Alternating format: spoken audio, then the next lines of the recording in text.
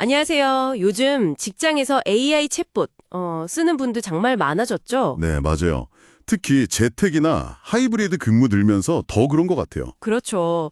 회사 정보 쉽게 찾아보려고 많이들 도입하는 추세인데 이게 2026년 가면 시장 규모가 무려 184억 달러까지 커진대요. 와, 184억 달러요? 2021년은 68억 달러였다면서요? 네, 거의 뭐 3배 가까이 뛰는 거죠. 엄청난 성장세예요. 정말이네요. 이런 흐름 속에서 중요한 건 결국 이 챗봇을 쓰는 사람들, 바로 여러분 같은 직원들이잖아요. 그렇죠. 기술 자체보다는 사람이 어떻게 쓰느냐가 중요하죠. 그래서 오늘은 직원들이 일상 업무에서 AI 챗봇을 실제로 어떻게 경험하고 또 활용하는지 이걸 좀 깊게 파헤친 연구가 있어서 가져왔습니다. 아, 그 연구군요. 저도 봤는데 흥미롭더라고요. 단순히 뭐 쓴다 안 쓴다 이게 아니고요. 챗봇 기술을 어떻게 받아들이고 또 어떤 방식으로 상호작용하는지에 따라서 사용 패턴이 확 달라진다는 거예요. 그 속내를 한번 같이 들여다보죠. 네, 좋습니다. 이 연구의 핵심은 뭐랄까, 직원들의 챗봇 사용 방식이 크게 두 가지 축으로 나뉜다는 점이에요. 두 가지 축이요. 네. 첫째는 AI 챗봇 기술에 대한 이해도, 그리고 둘째는 챗봇과의 주된 상호작용 방식, 이 두 가지입니다. 기술 이해도랑 상호작용 방식 좀 더 자세히 설명해 주실 수 있나요? 네. 그러니까 기술 이해도는요, 챗봇을 그냥 단순 정보 검색 도구나 아니면 뭐 자동화된 IT 헬프데스크 정도로 보는지, 딱 그 정도로만. 네. 아니면 이게 스스로 학습하고 발전할 잠재력이 있다, 뭐 개인 비서나 동료처럼 생각하는지, 이런 차이예요. 챗봇이 그냥 딱 정해진 시스템인지 아니면 계속 배우는 존재인지 이런 인식이 다른 거죠. 그렇군요. 그럼 상호작용 방식은요? 상호작용 방식은 이제 챗봇이랑 약간 감정적인 유대감, 뭐 친근함이라든지 아니면 의인화해서 대한다든지 이런 걸 중심으로 관계를 맺는지, 사람처럼요? 네. 아니면 철저하게 기능이나 효율성, 이런 이성적인 판단에 기반해서 상호작용하는지 이걸로 나뉘고요. 또 사용자가 챗봇 개선에 얼마나 적극적으로 참여하는지도 여기에 포함돼요. 아하, 기술 이해도랑 상호작용 방식. 이 두 가지를 기준으로 사용자 유형을 나눴다는 거군요. 맞습니다. 연구진이 이 두 축을 기준으로 직장 내 AI 챗봇 사용자들을 네 가지 유형으로 분류했어요. 네 가지나요? 흥미로운데요. 여러분도 한번 본인이 어디에 속할지 생각해 보시면 재밌을 것 같아요. 첫 번째 유형은 뭔가요? 첫 번째는 조기 이탈자, 얼리 퀴러스입니다. 조기 이찰자요. 이름부터 좀 안타까운데요? 네, 말 그대로 첫 경험부터 챗봇 사용을 그냥 중단해버리는 유형이에요. 아니 왜요? 직장 내 챗봇은 그래도 꽤 쓸만할 텐데. 이게 재밌는 게 과거에 그냥 웹사이트 같은 데서 경험했던 단순 챗봇 있잖아요. 그때 안 좋았던 기억 때문에 선입견 같은 거군요. 그렇죠. 그래서 솔직히 그냥 검색 엔진 같아요. 이렇게 말하는 분도 있었어요. AI의 학습 능력 같은 건 잘 인지를 못하는 거죠. 그렇군요. 한번 써보고 별로면 그냥 바로 포기해버리는. 네. 상호작용도 좀 수동적이고 냉소적이고요. 작은 오류 하나에도 제가 너무 쉽게 포기했을 수도 있고요. 이러면서 그냥 사용을 딱 멈춰버려요. 문제 원인도 다 챗봇 탓으로 돌리고요. 안타깝네요. 그럼 두 번째 유형은 뭔가요? 좀 다른가요? 네, 두 번째는 아주 현실적인 분들입니다. 실용주의자 프래그매틱스라고 하는데요. 실용주의자. 이름 그대로네요. 맞아요. 이분들은 챗봇을 딱 기존의 IT 헬프데스크 같은 서비스를 대체하는 도구로 인식해요. 딱 필요한 기능만 쓰는 거군요. 네. 그래서 기능성이나 신뢰도 이런 걸 중요하게 생각해요. 챗봇이 얼마나 깊이 페이지를 검색하는지 알아야 믿음이 가죠. 이런 말을 하기도 하고요. 그렇군요. 그럼 이분들은 상호작용은 어떻게 하나요? 상호작용은 상당히 이성적이에요. 오류가 생기면 내 잘못인가? 챗봇 잘못인가? 이렇게 생각은 하는데 그렇다고 막 사용 방식을 적극적으로 바꾸려고 하진 않아요. 그냥 이 정도만 써야겠다 하고 마는 건가요? 네, 오히려 약어 검색 같은 간단한 거에만 써요. 다른 건 챗봇한테 너무 복잡해 보여서요. 이런 식으로 스스로 사용 범위를 딱 제한해버리기도 하죠. 챗봇의 잠재력을 스스로 제한하는 셈이네요. 좀 아쉬운데요? 그럼 다음 유형은 좀 다른가요? 네, 세 번째 유형은 아주 적극적인 분들입니다. 진보주의자 프로그레시브스인데요. 진보주의자. 뭔가 기대되는데요. 얼리 어댑터 같은 느낌인가요? 맞아요. 딱 그런 분들이에요.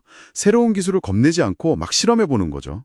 챗봇을 잠재적인 개인 비서처럼 보고요. 오, 개인 비서요? 네. 챗봇을 제 개인 가상 비서라고 상상하면서 써봅니다. 이렇게 말하기도 하고 다양한 방식으로 챗봇의 한계를 시험해 보기도 해요.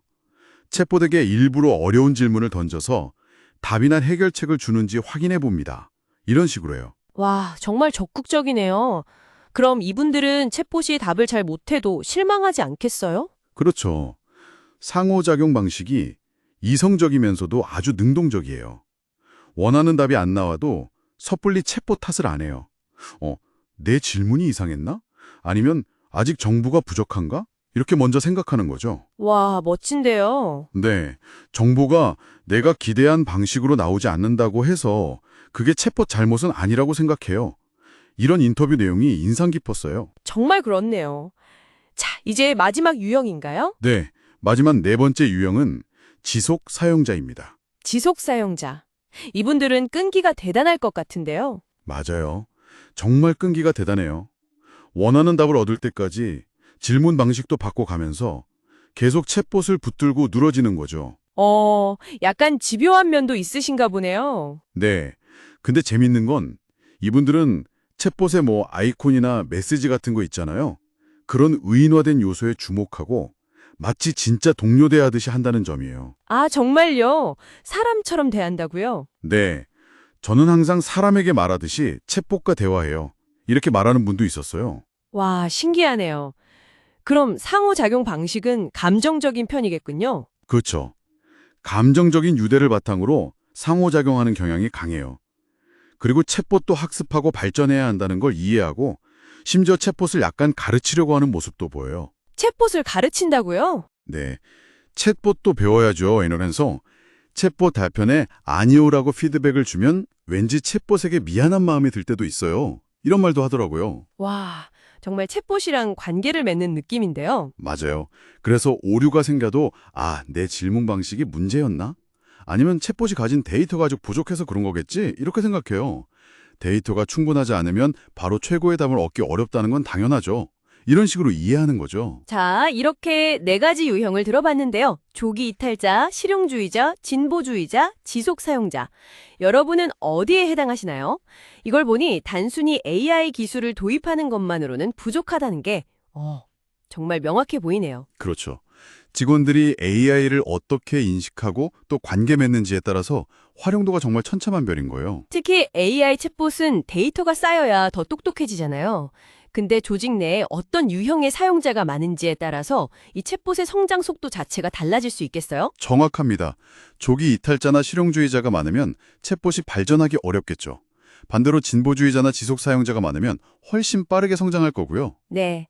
여러분 회사나 팀, 혹은 여러분 자신의 AI 사용 경험을 이 유형들에 한번 비춰보는 것도 의미 있을 것 같습니다. 네, 오늘 살펴본 연구를 정리하자면요. 직원들의 AI 챗봇 경험은 기술 이해도와 상호작용 방식이라는 이 두 축을 통해서 조기 이탈자, 실용주의자, 진보주의자, 지속사용자 이렇게 네 가지 뚜렷한 유형으로 나타난다는 걸 보여줬습니다. 네. 결국 AI 챗봇이 성공적으로 안착하고 또 발전하려면 기술 그 자체만큼이나 아니 어쩌면 그보다 더 그걸 사용하는 사람들의 마음과 행동을 이해하는 게 정말 결정적으로 중요하다는 거죠. 정말 중요한 메시지네요. 자, 여기서 마지막으로 한 가지 질문을 던져보고 싶어요. 연구 결과를 보면 직장 밖에서 예를 들어 웹사이트 같은 데서 경험했던 단순 챗봇에 대한 안 좋은 기억 있잖아요. 네, 부정적인 선입견이요? 네, 그게 결국 직원들이 더 발전된 사내 AI 도구조차 제대로 써보지도 않고 포기하게 만드는, 즉 조기 이탈자가 되게 만들 수 있다는 거잖아요. 맞아요. 그런 경향이 있죠. 그러면 조직 입장에서는 직원들이 이런 과거의 어떤 부정적인 경험이나 선입견을 좀 걷어내고 새로운 AI 도구가 가진 진짜 가치를 발견하도록 하려면 어떻게 도와야 할까요? 어떻게 접근해야 할까요? 이 질문에 대한 여러분의 생각을 한번 정리해 보시면 좋겠습니다.